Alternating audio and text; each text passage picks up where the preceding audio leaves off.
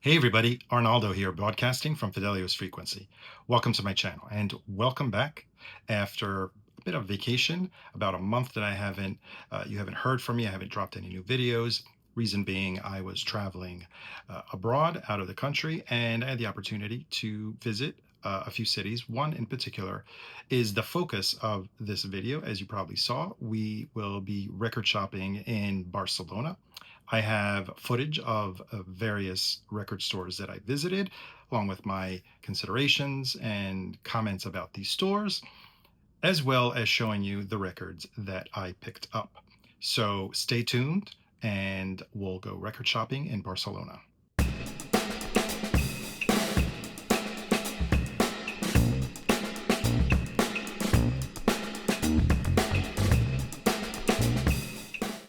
Leading up to my trip to Barcelona, I did some research. I consulted the Google, did some online research on which record stores were the ones to hit, as well as reaching out to fellow VC members and got some recommendations on stores that I should visit. And I realized, first of all, that Barcelona has a ton of record stores.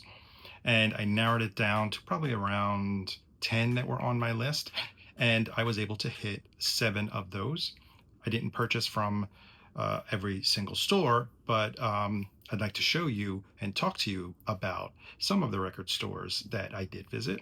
First one on the list is Revolver, which was actually the very first store that I visited. So cut to the footage of Revolver and I'll tell you a little bit more about the store.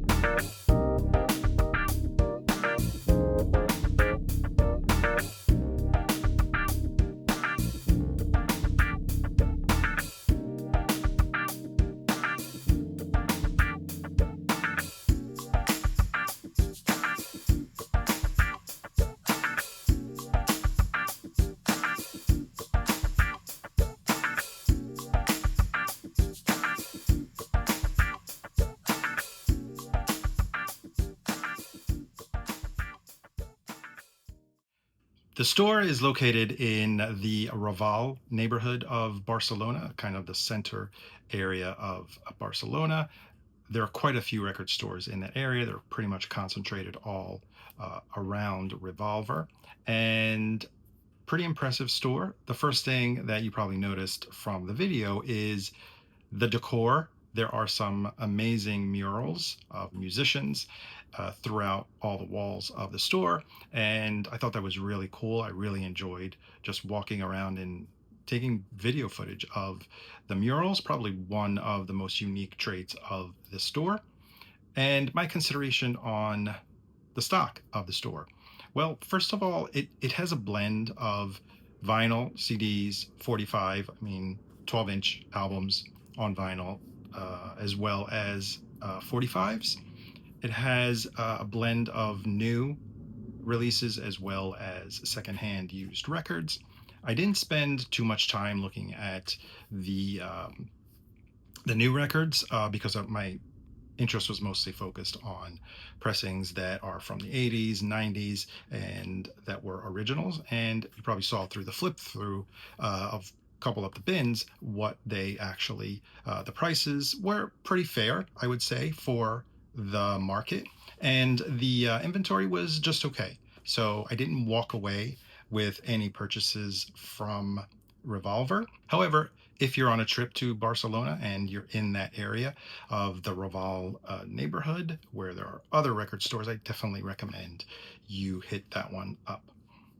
Next area on my list was the area of Villa Gracias, a little farther north from these other stores concentrated around the Raval neighborhood. And the first one on the list that came highly recommended is called Bite It. And let's take a look at the footage that I took there, and I'll tell you a little bit more about the store.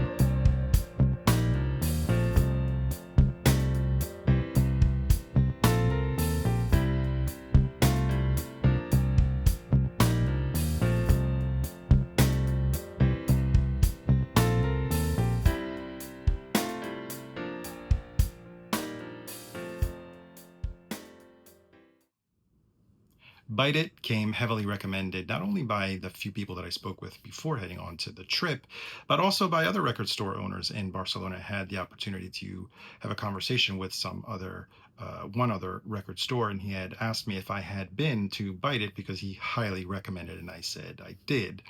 And I was really happy to hit the store at the very beginning of the trip because I got a sense of comparing the various stores and appreciating what Bite It had to offer.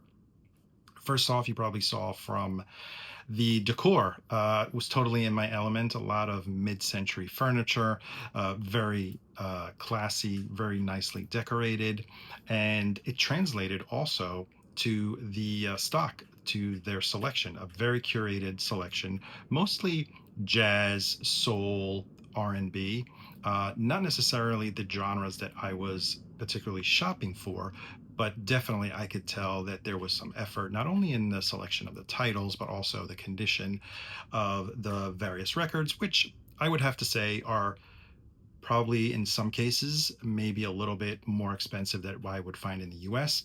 As you probably saw from the store does specialize in US and UK originals. So some of the US copies for me were maybe probably a little more expensive than I would find them here in the United States, but that's kind of expected because we're in a foreign country and they're considered imports, a little more scarce than what they would be here in the United States. But I have to say that the selection of the records was definitely very high level. I don't know if you noticed also, as I was spanning through the store, the equipment that was, I don't remember if it was technically on sale or it was his for display. There were some really cool vintage pieces of hi-fi equipment, a reel-to-reel tube amplifier, and they were all in working condition, the owner told me.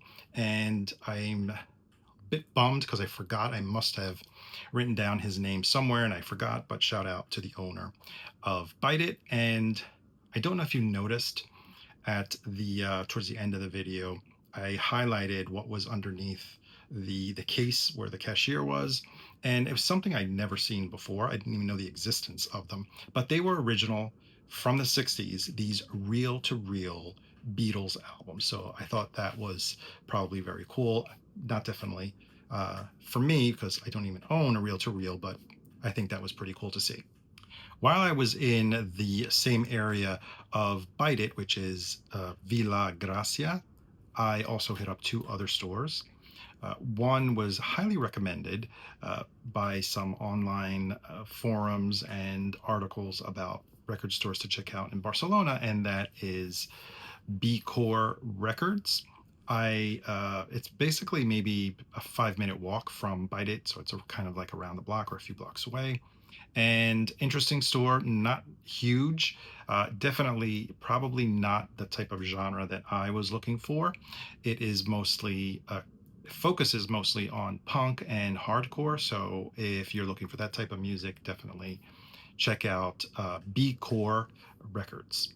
And the other record store, probably a 10-minute walk from BCore, 10 or maybe 12-minute walk, is I would like to call it a mega store because it has all the hallmarks of being one of those big stores that carries a lot of titles, deep catalog, mostly new. And that is Disco 100. Probably in terms of square footage, the biggest store in Barcelona that I visited, and with the biggest selection of new records and CDs. I walked away, unfortunately, with nothing because nothing really that I was interested in terms of selection. And now back to the neighborhood that I spoke to you earlier about, which has the largest concentration of record stores, back to Raval. And one of the stores that I visited is called Discos Redondos. And I took some footage and I'll show you my first two purchases in Barcelona.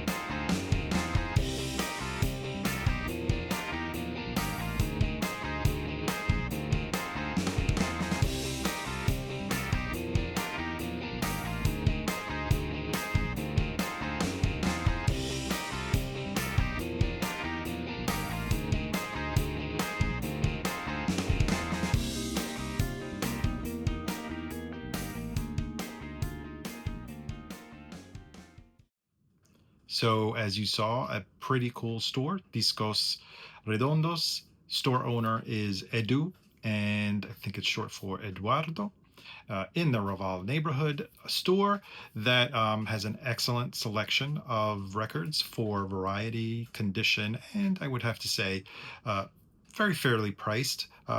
Actually, very good prices, in my opinion, for the two things that I purchased there.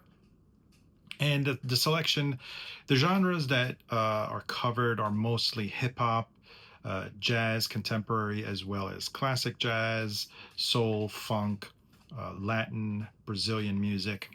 And I don't know if you caught in the video the really cool, they were more for display selection of or collection of these portable record players from, I guess, the 60s and the 70s.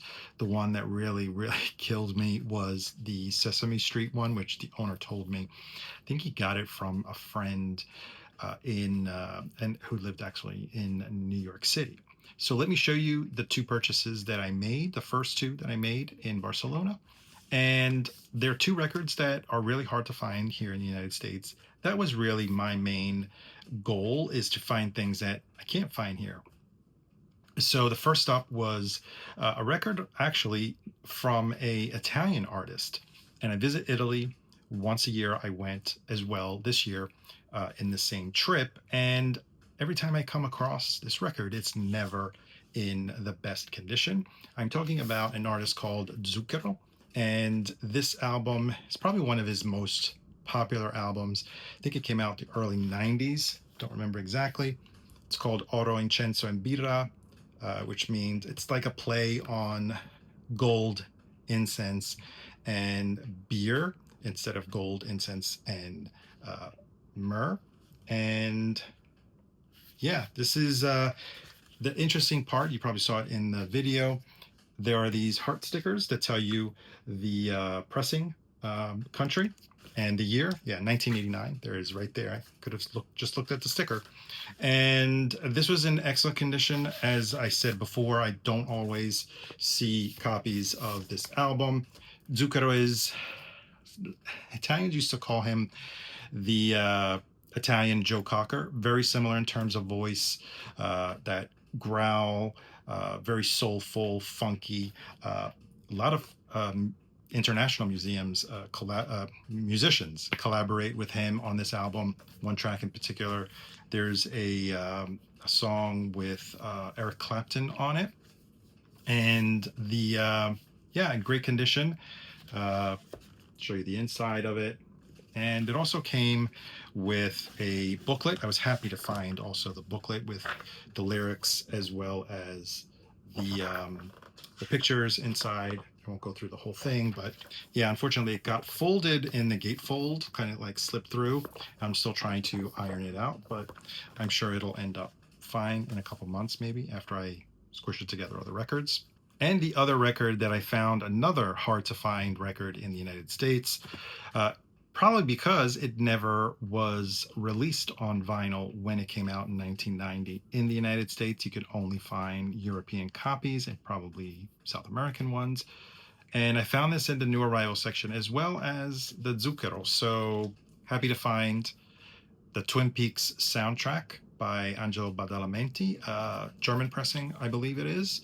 And of course, it has the 4 songs or the 3 songs with Julie Cruz, the Nightingale, the Into the Night, as well as Falling, which is the theme of the Twin Peaks series. Nothing too crazy, just plain inner sleeve with the Warner logos. But I was happy to find this. I checked this one off. I've been looking for it for years. And every record fair that I go to, always browse through the soundtrack section, and I never come up with it. And one of the latest fairs that I went to, there was, I think it was in Philadelphia, the Philly Vinyl Con. And there's this guy, he also came to the Vinyl Con in New York. He has a ton of soundtracks. I think he probably specializes in soundtracks. And he says that this one doesn't come by very often. So on to the next store, still in the Raval neighborhood. We'll take a look at Wawa Records.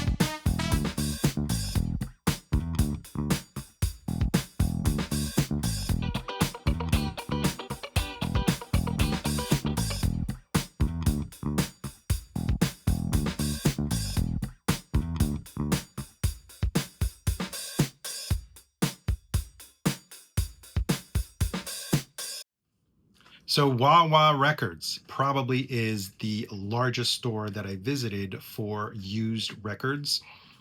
Not only did they have the front room, they also had a back room, which I visited, and it was overwhelming. I could have spent an entire or half a day going through the entire store. They have every genre you could possibly think of: classic rock, psych, uh, reggae, prog, jazz, country, uh, experimental, Latin, everything. Anything you are looking for, you probably could find representation of every genre. Obviously, there were some limitations on how deep the catalog is for certain genres, but there were some really cool things on the wall. One of which I don't remember if I got this from the wall or if it was in the new arrival section. And I don't come across this one too often at record fairs or in stores here in the United States. It is a US copy of the Jane's Addiction album Ritual de lo Habitual. And this is the uncensored version because in the US it was obviously pulled because of the suggestive imagery. They're paper mache puppets, and I think it seems like a Santeria kind of themed cover. Needless to say, it offended a couple of people. You see the back too. There's like herbs and stuff like that, um, incense and various other types of ritual kind of natural remedies. And it was withdrawn and replaced with a plain white cover with lettering on it. And I was happy to find a US copy in very good shape. And it comes with, of course, the inner sleeve. And yeah, nothing too fancy because it had the plain old Warner Brothers label. And that is the only purchase that I made at Wawa Records. And now the last store that I visited on my trip to Barcelona was Discos Paradisos. You can probably see it here. This really nice sticker, their card, as well as really nice shopping bag. But let's cut to the footage of the store, and then I'll tell you about the store, and I'll show you what I got there.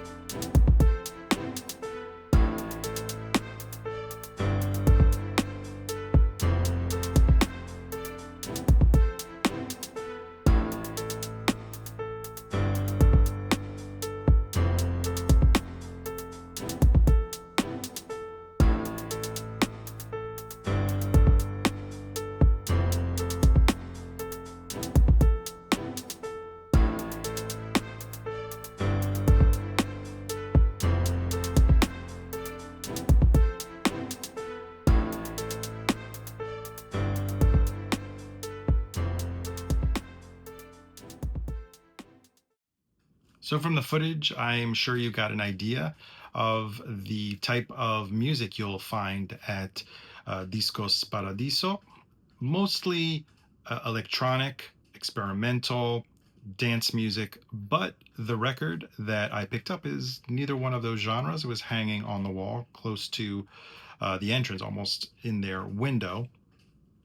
And it's a very curated store, I'd have to say. And I was happy to pick up a copy that of a record that was never released in the United States. At the time, the US was focusing, I think it was 1995, it may have come out, focused mostly on CDs, and this was only printed in, I guess, probably some South American countries as well as Europe, and more specifically in Germany. The album is, I think it's like the sixth album by the Red Hot Chili Peppers. I'm sure someone will correct me in the notes below. One Hot Minute, the One Hot Minute that Dave Navarro from Jane's Addiction joined the group after John Frusciante left. Dave Navarro was in the group for this album and maybe for a year after during the tour, then left various other problems, and John Frusciante came back to the group. And yeah, this was produced by Rick Rubin, and I was happy to find it because it came in pretty good condition. I would say it's a VG condition. Does have some wear on the spine, but I've never seen this around. So the first time I saw it, I picked it up, and it was at a very, very fair price, probably a tad less than what you would find on Discogs. It definitely came with the two inner sleeves. And inside, again, very interesting. I'm just realizing it now. I'm buying mostly Warner Records on this trip, but happy to pick this one up at Discos Paradisos. Shout out to Arno. And it's funny, when I was checking out and I was having a conversation with him, I actually had to put back one record, which I really wanted, that didn't sound as good. He had warned me. He said, I'm just going to give you a heads up. It's not the best condition. And after I listened to it at the listening station, I had to actually put it back. I was like, man, it's a shame that it's not in better condition. It looked okay, but didn't play so good.